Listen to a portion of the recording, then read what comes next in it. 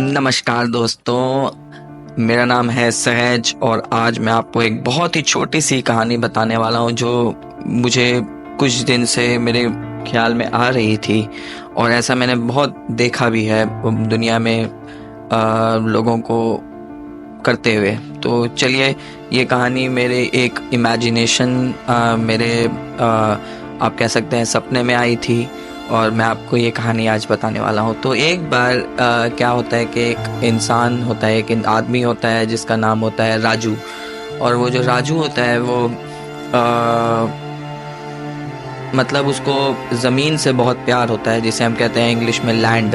तो उसे ज़मीन, उसके पास अच्छी खासी ज़मीन होती है, मतलब एकर्स ऑफ लैंड, अच्छे खासे उसके पास ज़मीन जायदाद होती है, लेकिन उसे और चाहिए होता है और पाने के लिए वो किसी भी हद तक चला जाता है, लोगों को लूट लेता है, लोगों की ज़मीनों पे कब्ज़ा कर लेता है और बहुत कुछ कर लेता है। तो और जब भी वो भगवान से मंदिर में जाता है तो भगवान से एक ही चीज़ मांगता है, कहता है मुझे इतनी ज़मीन दो कि इतनी ज़मीन पूरे संसार में किसी के पास नहीं हो, इतनी ज़मीन चाहिए मुझे। ज़मीन तो उसके पास अच्छी खासी होती है, लेकिन तब भी उसकी जो भूख होती है, उसके अंदर से जो एक ज़मीन पाने की जो इच्छा होती है वो कम नहीं होती है। तो वो और ज़मीन मांगता है हमेशा। भगवान में सच्चा सातों धाम, जैसे हम कहते हैं हिंदुइज़्म में, सातों धाम घूमता है, हर धाम में जाके यही मांगता है कि मुझे और ज़मीन चाहिए, मुझे और ज़मीन चाहिए, इतना से मेरा नहीं कुछ हो पा रहा है। तो फिर क्या होता है कि एक बार भगवान उसके सपने में आते हैं और भगवान उसके सपने में आते हैं और उसे कहते हैं ठीक है, तूने जो मांगा है वो तेरी इच्छा को मैंने कबूल कर लिया। तो कैसे कबूल किया है? तो वो बोलता है अरे वाह भगवान, तूने आज मेरी सुन ली। तो वो कहता है कि कितनी ज़मीन मुझे देगा भगवान, तू बता। तो भगवान बोलता है तू अभी सोया हुआ है, तू जब जागेगा तो तुझे पता चल जाएगा, इतनी ज़मीन होगी तेरे पास, इतनी ज़मीन होगी कि शायद ही पूरे संसार में किसी के पास इतनी ज़मीन होगी। और वो सोया रहता है उस समय तो सपने में उसके भगवान आते हैं। तो वो फिर सब भगवान को कहता है ठीक है, भगवान कहते हैं और कुछ चाहिए तो बता दे, इसके बाद और कुछ नहीं दूंगा मैं तुझे।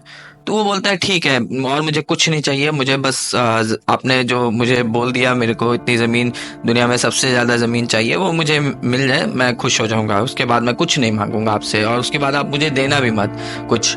तो फिर क्या हुआ, जब वो सुबह उठता है तो देखिए क्या होता है कि जब सुबह वो उठता है तो वो दुनिया के सबसे बड़े रेगिस्तान, जिसे हम कहते हैं सहारा रेगिस्तान, वहाँ पे उठता है, उसकी नींद खुलती है। वो अपने घर में नहीं पाया जाता है, उसके घर वाले घर से वो गायब हो जाता है और सहारा रेगिस्तान के बीचों बीच वो अपने बिस्तर समेत अपने आप को पाता है।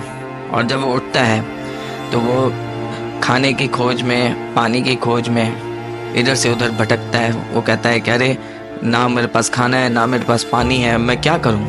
तो फिर आकाश में से भगवान निकलते हैं और बोलते हैं ये सारी ज़मीन जो तू देख रहा है, ये सारी ज़मीन तेरी है।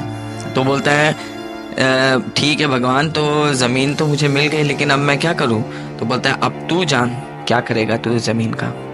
तो इसी के साथ कहानी ख़त्म होती है आज की, और इससे हमें एक ही संदेश मिलता है, एक ही लाइफ लेसन मिलता है कि आप अगर भगवान से, या फिर अगर आप भगवान में नहीं मानते हैं, प्रकृति में मानते हैं, या फिर अगर आप ब्रह्मांड की ताकतों को तवज्जो देते हैं जब आप प्रे करते हैं, तो सोच समझ के मांगिए क्या मांगना है, क्योंकि जो आप मांगेंगे वो आपको मिल जाएगा।